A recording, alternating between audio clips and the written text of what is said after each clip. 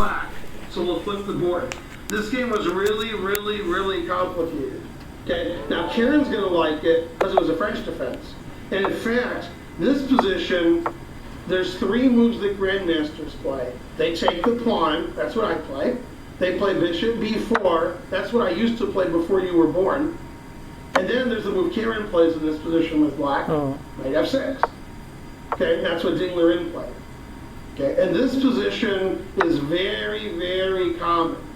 And if you look at 100 Grandmaster games, in about 90 or 95 of them, white will go bishop here, defending his pawn. But Kamsky didn't do that. Kamsky defended his pawn with his knight. That's a very unusual move. The reason is, he wants to defend his pawn again. Maybe he thinks he's playing Connect 4, I don't know. And he did. See? Okay. Okay, and then Ding Liren said, that pawn's annoying. And his opponent said, no talking. So he attacked the pawn with f6. And Kamsky said, my pawn's defended like a million times. I don't care about that. You. Never play f6. Correct. But sometimes don't you have to when you're black? Never sacrifice your queen. Would you argue with that? You're like, yeah. Right. Okay. There's always, everything has exceptions. Now, where did Kamsky move his bishop? The answer is fries. He can't move his bishop, so he played g3. Kamsky was kicked out of the tournament because he thought it was a checkers tournament. Okay, now his bishop has some squares. Okay, queen b6, attacking this pawn. Karen takes that pawn a lot in the French defense. Yeah. He almost has a question. He's like, no? Yeah? No. Okay. Queen d2, defending the pawn. I take you, you take me. If you take with this pawn, which is normal, then you lose your knight. So he didn't do that. Took the other pawn. Okay. Rook to d8, lining up the rook with the queen. Bishop h3, and then d4. This game was really complicated. This game is mainly for grandmasters, not for you guys. There's a lot of pins in this game. If only you knew what a pin was. Okay, he played bishop f2, d3. He could always take this pawn with check, but he never did. Knight c1, knight f8. Now he can't take the pawn. Now b3, queen a6, defending the pawn. b5. This is pin number 1. If he takes the pawn, then he loses his rook. So did he lose his rook? No. Okay, so he castled. Bishop went out. Good. Now he unpinned his pawn. Rook a2. See how his rook is protected? Right? Was it protected there? No. And now he could take the pawn on b5, so black played b4. c4, knight a5. And now here comes the sacrifice. Ding Liren says, I would like to get 3 queens, please. He said, please. So he sacrificed his knight. And he's like, oh boy, now I'm going to get 3 queens. I'm the best. And Kamsky said, I'll checkmate you. f5, rawr. Queen to d5. Bishop takes d3. And now there's another pin. And this is pinned. If you move your knight on f3, you're going to get checkmated. If you move your bishop, I'll take your queen. But he was like, you can take my queen. My queen's defended. It's defended by the bishop, the knight, and the rook. So he didn't care about that. Now, in this position, white's up a piece, because white's up a piece. Black sacrificed a piece, right? But black has these nice pawns. Ooh, that looks pretty good, doesn't it? And black has this. I forgot what this is called. What's that called when they're lined up? No, that's what a piece can't move. Battery. Okay. So black played queen c6, threatening the queen. Did Kamsky give his queen away? No. Okay, queen here. Now the knight went to g6. The rook came over here. According to Karen's emote, what's that called, Karen? Double up. On the double up. That's right. Okay. Now watch this pin. You see how this knight's attacking this pawn and this knight's defending this pawn? He took it anyway. Because it's a pin. If you take the knight, black has checkmate in one move. Do you see it? Does anybody see it? Well, what's the answer? Front. Karen? Queen H1. Queen H1, checkmate. Remember the queen and bishop were a battery? Yeah. So did Kamsky let Ding checkmate him? No. He played knight to E2. And then the rook came over here, rawr, attacking all these pieces. That's not very nice, is it? No. Okay. Now he could take the rook, and then I could take with the knight, forking the queen and the rook. So he played knight d4 attacking the queen. The queen moved away. He did take the rook. He did fork the queen and the rook. The queen moved away. He took the rook. He took back. And now, the one piece that black didn't move yet, rook f8, finally got the game piece into the game. Now he's doing a lot of attacking, and he has a lot of potential queening. Now, white didn't want to get checkmated, so he played h4. That way his king can run away.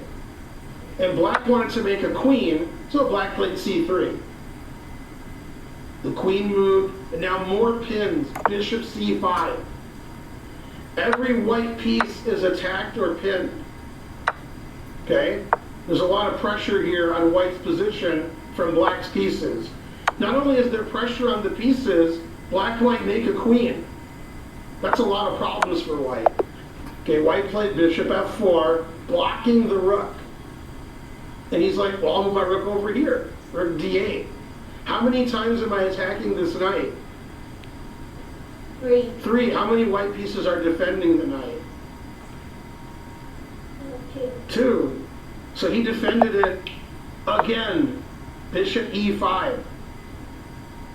Then he's like, ooh, I'll take your bishop, rook e8. And he's like, no, you won't. Now, pin number 1,000,000. Rook e1 check. If you take the rook, it's the same checkmate I just showed you, right? So did he take the rook and get mated? No. He played rook f1. Now, this is what we call in chess pandemonium. Okay? You see how the rook is pinned? You see what I'm saying? So he played the most amazing move you've ever seen. You'll probably just start crying when I show you. Queen takes f3, confusing the audience. Audience is like, why didn't he take that queen? Well, you can't take it this way because of the pin, and you can't take it this way because of the pin. See this pin? See what I'm saying over here? That's a lot of pins, isn't it? Okay, and now black's threatening checkmate. So he did take the queen that way. Then he took the knight with check, and now white resigned because white's queen is hanging, right? And then these pawns are going to queen. So when he resigned, I was analyzing the game, and I was thinking, he's in check. Now he gave up. If he didn't give up, he would go here. I would take your queen. You would take my rook. This is what I did in my head. And then I was like, uh-oh, b3. And I was thinking, that's not good for white. Aren't these pawns really good? Yeah. Yeah. Let's turn on the engine and see what the engine says. It says white resigns. Black is up 8 points. That's like a queen. The reason it's like a queen is because I'm making a queen. Yeah. So he resigned here. He gave up. That was one of Ding Liren's best games. And if that's the guy who played 100 games in a row without losing, that was 7 years ago when he was a kid. He's sacking all his pieces, pinning his opponent. Okay, and then what did Kamsky do? He cried like a grandmaster. Kamsky's like, Ding Liren, he's pretty good. What do I do about that? Aha! I'll go to Atlanta and play Ben Feingold. That sounds like easier game, right? So then 4 years later, he did that, and he crushed me. Okay, but I'm not the one on trial here today. Now, there's a guy you never heard of, but you never heard of anybody. His name is Alexander Areshenko. You know he's good because you can't spell or pronounce his name. Okay? And this was played also in 2011. And I see it says World Chess Team Championship. I didn't realize this before. That means I was at this game. I was standing there watching it. And this was in China. And you know who won that event? China. They won in China. And I did something at this event that will shock the audience. I sang at that event. I was on stage singing in the opening ceremony. That's true, you can't make that up. Then, a year later, Levon Aronian, who was the second best player in the world, he was in St. Louis. And I said, are you looking forward to the opening ceremony in St. Louis? And he said, only if you don't sing. True story. Can't make that up. Okay, in this position, white's threatening, rook takes knight. So black moved his knight. Okay, then white decided checkmating his opponent was a good idea. Right? So he's got a knight on h7 and a queen on h7. Let's put something else attacking h7. So what did he do? Moved his rook? Moved his rook. Where, over here? No. Where? What square? h3. Okay, now let's pretend black makes a silly move. Now we go check, checkmate. Black didn't want to get checkmated, so what did black do to defend h7? People at home are like, ooh, me.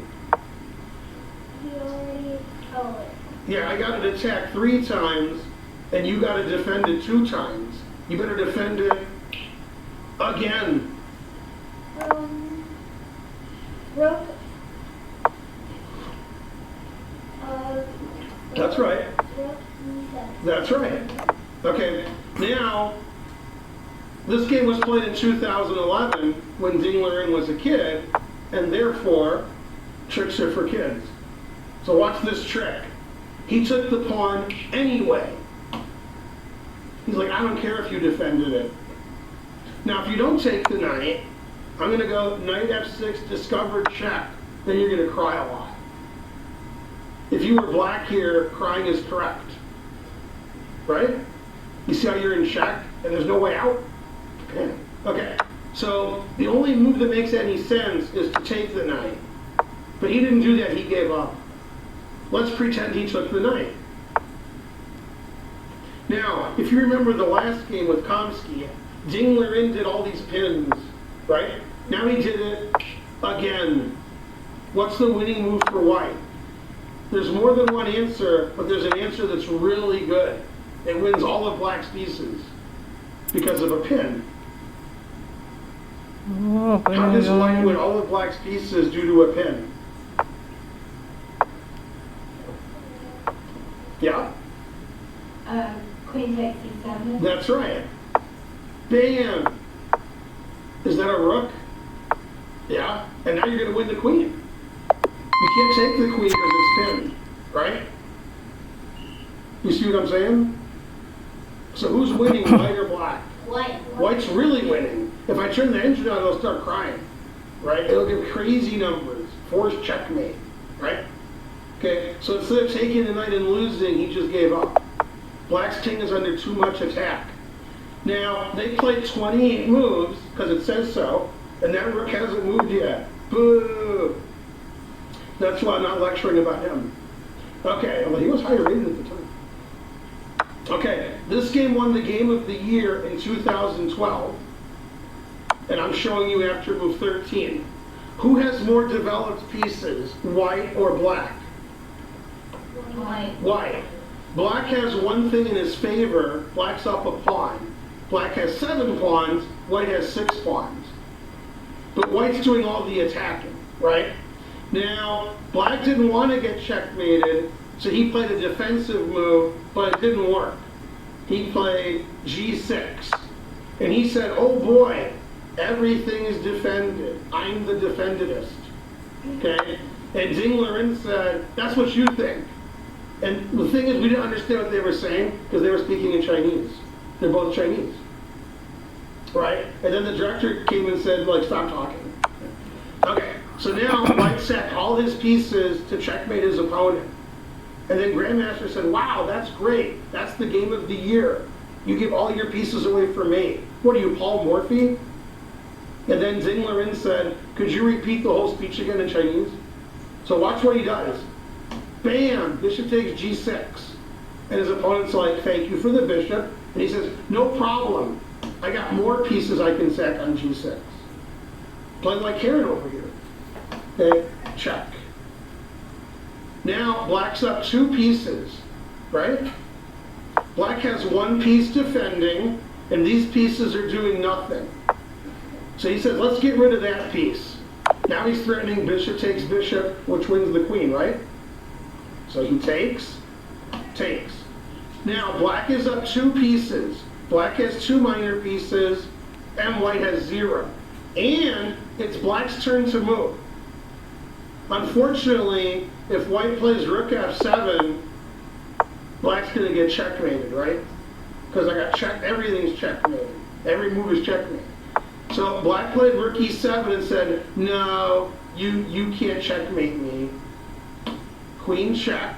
Now, if you block with the rook, which he didn't do, what's the winning move for white?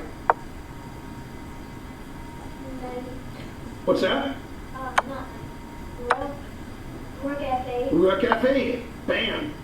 And then checkmate.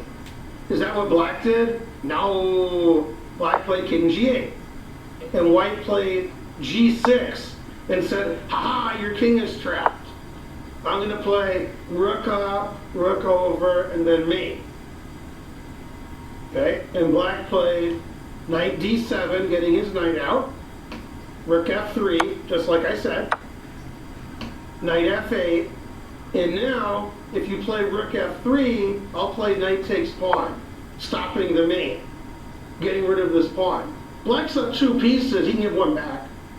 Okay. The other rook comes. Do you see this threat? Probably you should stop that. Okay? So he took the pawn, and he pinned the knight instead of taking it, because Dingler Rin likes pins. He wants to take with a rook. That's pretty awesome, isn't it? If he does that. So Shunlei defended the knight, takes, and he resigned here. If he takes and goes here, we have rook f7 again. And you're too young to see this. Is that good defense for black? No. No, terrible. Okay, so in this position, black resigned, even though black's up 2 pieces. Now let's defend the rook. That looks better, right? Yeah. Now I have another rook. And I want to play rook takes rook and then rook g6. If you can stop that, you're better than me. But if I go here, rook takes rook and rook g6. So in this position, black resigned because his pieces aren't defending.